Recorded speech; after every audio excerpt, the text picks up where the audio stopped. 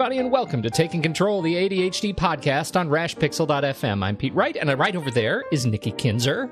Hello. Hello, Nikki. Hello, Pete Wright. Are you being your authentic self this morning? Yep. That sounds really confident. Yeah. I'm really excited about the conversation today. I do not know where it came from. We are going to be taking on the Imposter Syndrome. We've talked about it a little bit before, but all of a sudden I look at the rundown and there's a whole episode we're going to be talking about Imposter Syndrome. Before we do that, head over to TakeControlADHD.com, get to know us a little bit better. You can listen to the show right there on the website. You can subscribe to our mailing list. That's probably the best thing to do right there. Is join the mailing list. We'll send you an email every time some new stuff shows up on the website, including episodes, blog articles, everything. And of course, connect with us on Twitter or Facebook at Take Control ADHD and call us at 503-664-4ADD and get your voice and your thoughts and your questions on this very show. We want to hear from you.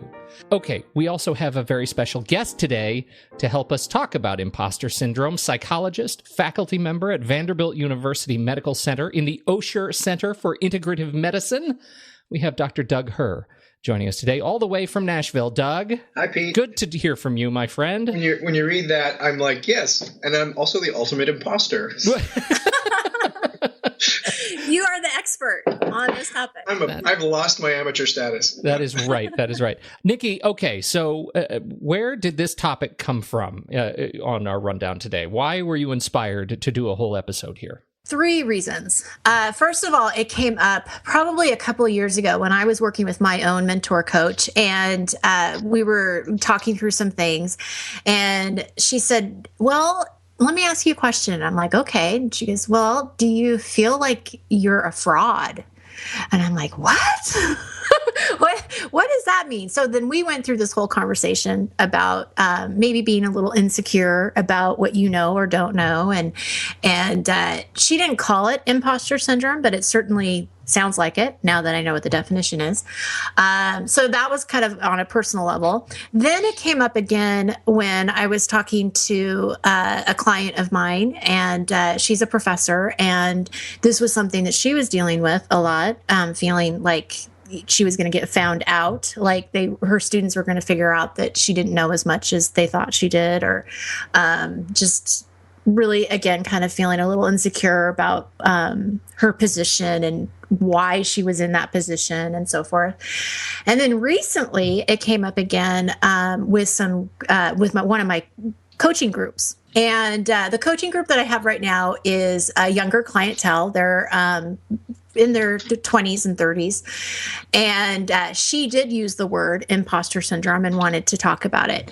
I was just fascinated by it. So I was like, hey, I need to research this, learn about it. And I thought I would love to get an expert on the show to talk about it. Well, excellent. Yeah, it's affected me 3 ways. And Pete, when things happen like that, you got to listen. Yeah, you got to pay attention. That's the truth. Sing it, sister. Ain't that right. The truth? I definitely resonate with this, and that's one of the reasons I'm so excited to talk about it, because I think from the day I quit the corporate job to do this full time, it has been a constant struggle with feeling like a complete imposter. What is it that's going on in my brain that is causing me to feel so self-judged, even in the absence of other people judging me? So where would you like to start? Well, I would be really curious to just, find out how to explain it, because I could explain it, but I'm kind of thinking that Doug would do a lot better than me. So, Doug, can you explain what imposter syndrome is? Imposter syndrome is when somebody who really is high achieving feels like they aren't high achieving because of their skill, intelligence, and effort, but rather it's just by some kind of fluke, and they're just waiting for everyone to figure that out. With ADHD, you're absolutely susceptible to that, and I won't try and describe everyone's experience, but I know that for me, even the fact of having my attentional drift happen, pretty much all the time. So I'm constantly trying to tune in again to, what's happening right now, because I'll just have all sorts of thoughts about what's happening right now and find them fascinating for a moment, and then realize I'm not on the same page anymore. And feel like I'm having to play catch up all the time. I mean, that right there is enough that you want to hide that from people, right? I mean, you don't want everyone thinking that like listening to them isn't important to you, right? I mean, that's exactly not true, first of all. So you want to save people from having the wrong idea, to really be present to what's going on and be engaged in it all the time is a struggle for someone with ADHD. And it doesn't matter that you love it and care about it deeply.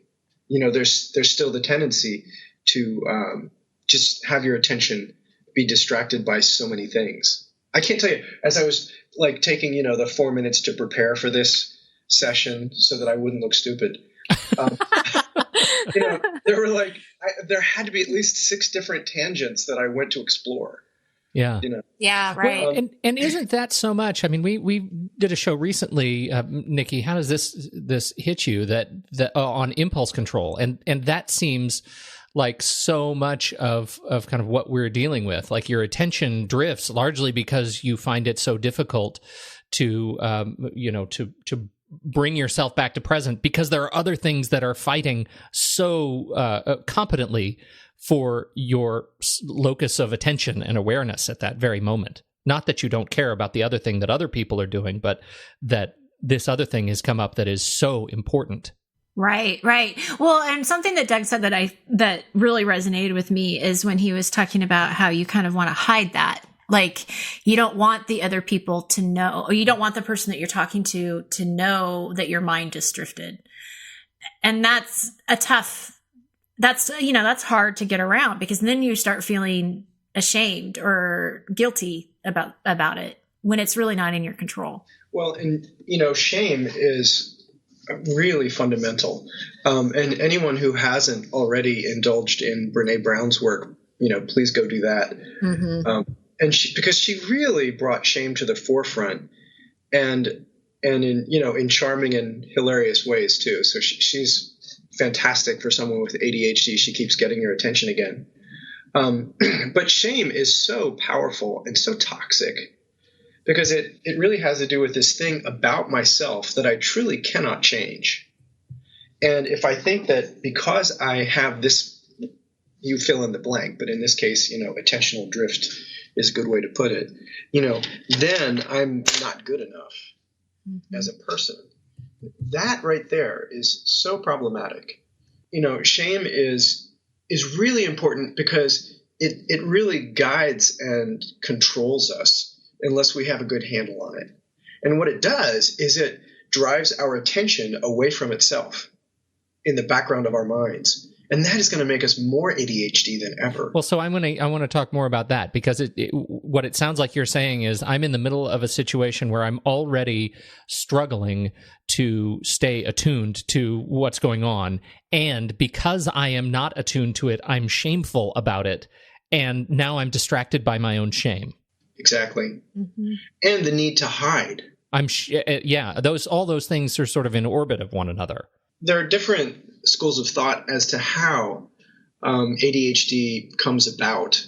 I think that it's certainly just plain old, genetics and environment certainly could do it for some people, which is to say, whether it's, too much screen time or what you eat or just whatever is in your biology and it not matching up with the demands of going to school every day as a kid, that can look like ADHD. But the other thing that's very true is that hypervigilance, which is a symptom of trauma, can look like ADHD because you're constantly scanning for whatever's moving in the environment because you don't feel safe. Hypervigilance, that's a new term for us. Can you talk more about that? Well, okay, so it's being excessively concerned with whatever might be dangerous in your environment. And for human beings, that's often each other, right? And if I like you, I want to impress you, I want to really do well on your podcast or whatever it is, then, I can I even say that and I start to feel anxiety about it, right? So, right? That's so easy for that to happen. And then that can start a sense of feeling less grounded in yourself, feeling less confident. You mix that in with some attentional drift, and all of it can spiral really quickly. So anxiety and shame can be a big part of ADHD, and social anxiety. Right. That is so. I think I'm becoming more attuned as you're talking about this to my own struggles with feeling like an imposter. It's this. You're absolutely right, and that hypervigilance is truly going on. It's the judgment radar that's constantly going out of my brain. Right. It's huge. I'm feeling pings as people get closer to me, as people get closer to writing comments about the shows that we do. Like, that's always a thing that you're dealing with, because you don't want to. You've got to find a way to accept it and be vulnerable in order to be honest and operate with some integrity with yourself. But right. You also that comes with great fear. It's sort of primal. It is primal. And I think that's one of the most important things about shame is it's very primal. It's not the smartest part of your brain, right? It's a very powerful part of your brain, but it's not the smartest part. And it's not necessarily accurate, right? I mean, you can be a lot more, we're usually much more critical of ourselves than others are of us. True. Well, and isn't that at the core of imposter syndrome? I think you just nailed it. Yeah. Right. Yeah. That's what I was thinking when you said that, is that it's not accurate because it's your perception. It's not, and that's not necessarily the real perception or what other people are looking at. Yeah. Right. When you have a perception of yourself, it's going to be rooted and grounded not only in what's happening in that moment, but in all of your own biases, right? Which have to do with your past and your memories. And I don't mean just explicit memories, but also your implicit memories, the kind of memories that happen in your body that they don't show up as memories. They show up as feelings and impulses, and sometimes as thoughts. All of that stuff happening, it really colors what we see in the background. It's sort of like it puts the color in our eye lenses. So then everything we look at in ourselves is already colored that way. And to assume that that's the same as everyone else's eyes is a big mistake, right? And a lot of other people are being self-critical too, not just people with ADHD, but for a variety of reasons. This is a big problem in our culture, is really being self-critical, which is basically beating yourself up when you most need love and support, right? It's going to that judgment thing in ourselves before anyone else has a chance to do it to us. And in the case of ADHD, it can happen both about the ADHD, and that's why this is sort of magnified, because it's not just what all humans generally deal with at some time or another, feeling like they're being judged for their behavior or their performance in some way. But in this case, it's magnified by the fact that they're being judged about the spectrum on which they live. To emphasize that even further, Pete, it's also true that the nature of the ADHD mentation, the nature of mind, is more given, I think, to unfounded judgments against yourself, just because it's ADHD. I don't have any studies on that, but I don't know that it's been studied, but I'm really curious about it, even as we're talking about it, because the neurology of ADHD, I think, is going to be that you're more lost in your neocortex. This isn't just a uniquely ADHD problem. It's just more so in ADHD, right? I mean, just like when you look at attentional issues, they can happen for anyone. If you're used to drinking coffee and you don't, if you don't get a good night's sleep, if you haven't eaten right, if you're not, if you don't have a good balanced life, like I think most people in our culture right now really probably don't have great balanced lives. But with ADHD, it's just emphasized even more.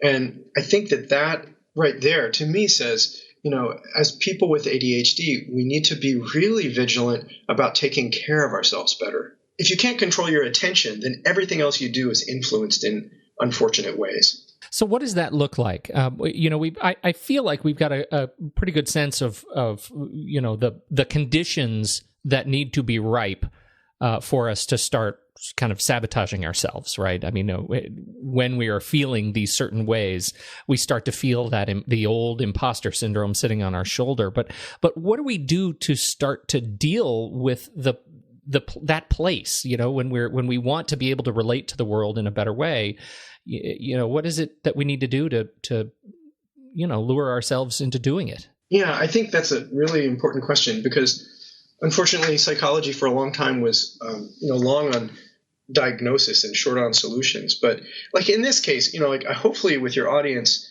that, if they're open to medication, they're already exploring that.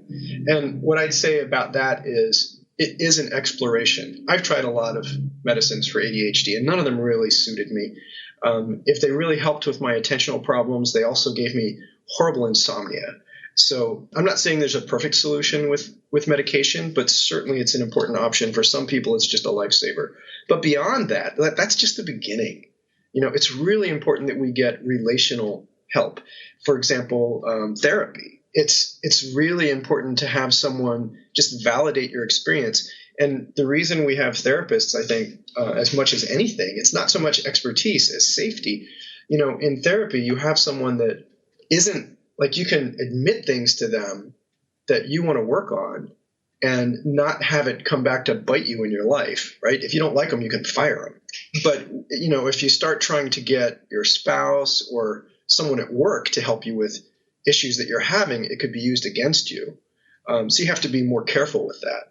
There's no judgment. I mean, I think, yeah. Right? I mean, that's kind of what I'm hearing you say is that there shouldn't be, right? A good therapist is not going to judge you. And if they do judge you, fire them, get a new therapist. Exactly, yeah. Yeah. And a coach like Nikki, you're an ADHD, which I just found out, and I wrote down your name. I'm like, ADHD. Keep for later, Nikki. But also I want to emphasize meditation can help. This is the most basic kind of thing that I would share with any one of my patients or in the classes that I lead. What most people with ADHD feel about meditation is that must be for somebody else because I can't do it. And I want to emphasize that if you have ADHD, you're a perfect candidate for meditation. Because meditation is not emptying your thoughts or clearing your mind or having perfect focus. On the contrary, meditation is training your focus. And so you might just pick a spot on the wall, a thumbtack or whatever is sticking in the wall near you, and stare at it. And staring isn't the right word. Look at it. So you keep your awareness on that thumbtack or whatever it is, that spot on the wall. And as you do that, two things can happen. One is your eyes can move, in which case you're no longer fixing your attention on that spot. The other thing is that your mind can move, right? And I'm going to call that staring, actually. So I'm looking at this thumbtack, but my mind has wandered off somewhere else. Now I'm just really staring at the thumbtack, and my attention is elsewhere. As soon as I realize that, I bring it back to the thumbtack. Okay? I call it just focus, wander, shift. So I try and focus on something, and if I'm paying attention, soon I'll realize that I'm no longer focused on it because my mind is wandering off. And then I shift back to that point of focus. Now, this is an experience basically of, one, training your attention, not by being good at it, but by constantly catching yourself not being good at it. And that's why if you have ADHD, meditation is a really good thing to do because it'll happen over and over and over and over again. And it's also resilience training because what you're really doing is failing constantly to pay attention, right? And what happens is you get used to failing and you get okay with it. And pretty soon you're less self-critical simply because you get bored of it. In the beginning, you beat yourself up for not paying attention adequately. And eventually you get bored of beating yourself up. You're like, oh yeah, that again. Oh well. And you just keep doing it. So the longer you meditate, I really believe it's hard to overstate the benefits of meditation unless you're somebody who has like active suicidal thoughts or flashbacks due to trauma, things like that. Then you don't want to meditate. You just want to get support and therapy and start there. But meditation can be very helpful for your attentional capacities. And then I want to emphasize too, that it's not just paying attention, and I picked something boring like a thumbtack, but the truth is, if I can become curious about the thumbtack, so now I'm not just using my neocortex to focus on the thumbtack, I'm also using my limbic system, the emotional, motivational center of the brain. This makes the work of focusing a lot easier. If I can bring curiosity to it or wonder. It sounds crazy to be in awe of a thumbtack, but the universe is in a grain of sand, so why not? You're just bringing your emotions to whatever it is that you're trying to focus on. And the last thing I want to say about meditation is self-compassion is a really important form of meditation. And that's basically just turning non-judgmental kindness to your own experience in your own body. And Kristen Neff, N-E-F-F, is a scientist who her website is self-compassion.org. And I would commend that to anyone. There are free resources up there to learn how to meditate if you go through the drop-down menus. Another thing that's really useful these days is neurofeedback. QEEG is what it's called. There are other kinds of neurofeedback that are not as scientifically studied, but QEEG neurofeedback has got a great body of evidence behind it for ADHD. What is?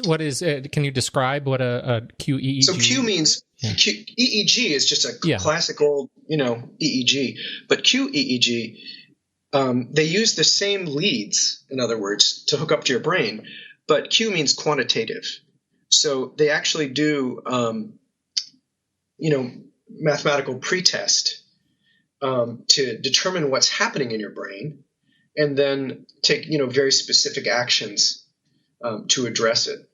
So I'm not saying it's a silver bullet. There isn't one, but for a lot of people, it's extremely helpful. My favorite authors, Hollowell and Ratley. Oh, yeah. Mm-hmm. Driven to Distraction or Delivered from Distraction. Mm-hmm. Great. I think these guys are great. Mm-hmm. And one of the things that they say is,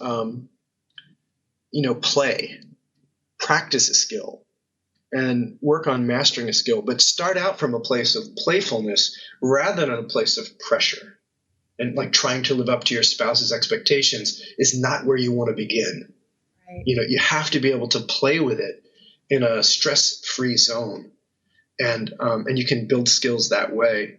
And they say the one rule with ADHD is find what you're good at and do it. And I mean, that's probably a good rule for anyone. But I know for years I tried to work on all my weaknesses, and it's not that that's a terrible thing, but it can be a waste of time. Living from a place of joyfulness and finding what you really are skilled at, which is also, you feel like you're an imposter because, I just really don't have any skills. Well, that's not true. It's really, we can be really unfair to ourselves. That's a great way to put it. And I think that's the other, this idea of the way you are framing meditation. I love the concept that you will get bored of beating up on yourself. Well, and you know what I love about it, about what you just explained, is that I think this is the first time, and I haven't done a whole lot of studying with meditation other than what I do for myself, and I talk to clients about it, but this is the first time that I've ever heard anybody talk about meditation without closing their eyes. Yeah. Oh, no. I mean, that's not even where you begin. Yeah. I love that you say that, because I practiced while you were talking. I looked at I was looking at the little knob thing that pulls the drapes or the blinds up and down, whatever that thing is, the string thing. So as you were talking, I'm looking at it. And when you were talking about curiosity, I'm like, I wonder why they decided that shape. And I'm sitting there and I'm looking at it, and it's like, it's a nice shape. But it's really interesting when you see something and you're focusing versus having your eyes closed, because I don't know. I just love the way you explained that. That was really good. Oh, good. I'm glad. Well, and Nikki, so just to take it one step further, to notice, even though you're having thoughts about that thing now, in the midst of your curiosity, you can also at some point say, okay, I'm going to, not that there's anything wrong with those thoughts or bad about them, but I'm going to, go right back to just looking at it again, because even indulging in thoughts can be our mind wandering, even when they're thoughts about what we're supposed to be focused on. Right. Yeah. And now I feel like I know what Nikki is doing while I'm talking on this podcast. I'm going to focus on the little string thing. You're going to be meditating. I just like how I like the explanation. I just think it's an easy way to start it with, like you said, it takes the pressure off. Yeah. Oh yeah. There needs to be, even in the beginning for meditation, and this is from Meng Tan's book, Search Inside Yourself. He would sit with his daughter for 2 minutes and not have any agenda. Just sit and hang out for 2 minutes. Like, that's a great place to start too. I think most fundamental of all here is that you start from a place of self-care, not self-improvement. Oh, that's interesting. Yeah, I like that. If you're starting from this place of self-improvement, the very idea that you're starting with is an insult to who you are. Oh, so true. And that's just terrible.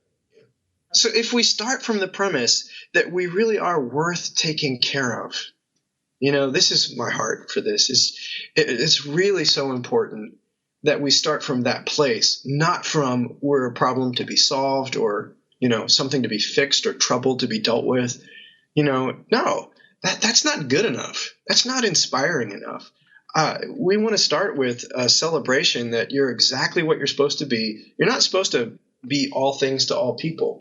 You're not supposed to be perfect. You're just supposed to be a contributing part of a community. That means you need support from that community, and it needs who you are. More than anything else, you are the biggest gift you have to give to the world. So I don't want anyone to think, I have to improve myself. No, I have to take care of myself. I definitely have to improve, and I'm working on this all the time. I really want to improve how I take care of myself, because then I can, enjoy my life the most fully and contribute to others the most, I can beautify the world in the best ways possible.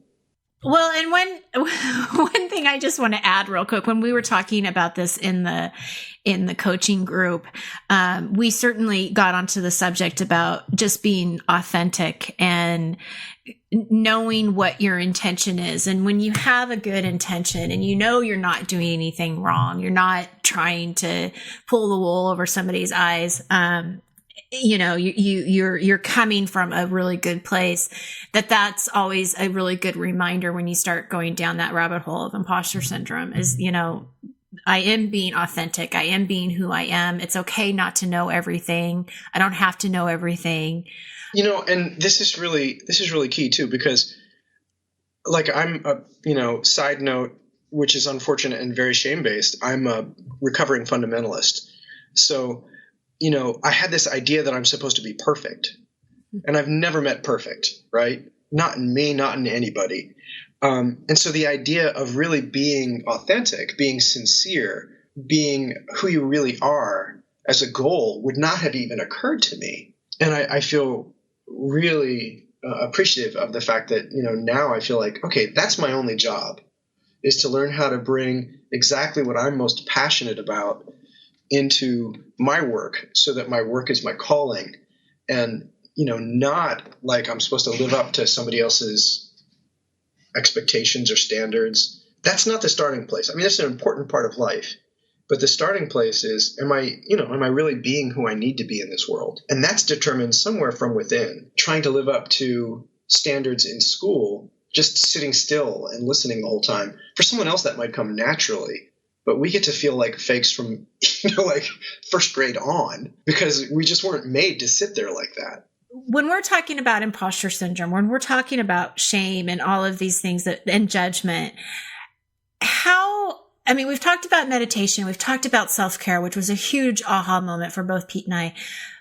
But what else can you share with our audience that would help them get past them judging themselves so harshly? I'm a really big fan of Kristen Neff, and she has a YouTube called Epiphany. She said one of the most important things about it is that a lot of our judgment is built into the back of our minds. And so mindfulness is paying attention to the present moment non-judgmentally. And I really like to say, instead of take non-judgmentally right out of the equation, because I'm just going to judge myself because I'm judgmental. And it turns out all humans are. It's a normal mental process to be judgmental. But as soon as we notice that we're judgmental, as soon as I notice, let me not use that as a global label judgmental. Let's say as I'm being judgmental in this moment, When I notice that, now I'm sitting in the place of the witness rather than the judge, and I can start to unpack it. And what's really important to me about judgment is that it's a cover for pain and fear. So or it was pain and fear that I had in the past, right? So it's a normal process. It arose for natural reasons. Being judgmental is a normal process. So let yourself off the hook. Don't judge yourself for being judgmental, first of all. When we recognize what's underneath that judgment, that's going to be really powerful. That's basically the doorway to enlightenment as opposed to judgment in that moment, is to say, wait a minute, I'm using this judgment to avoid feeling something, to avoid thinking something.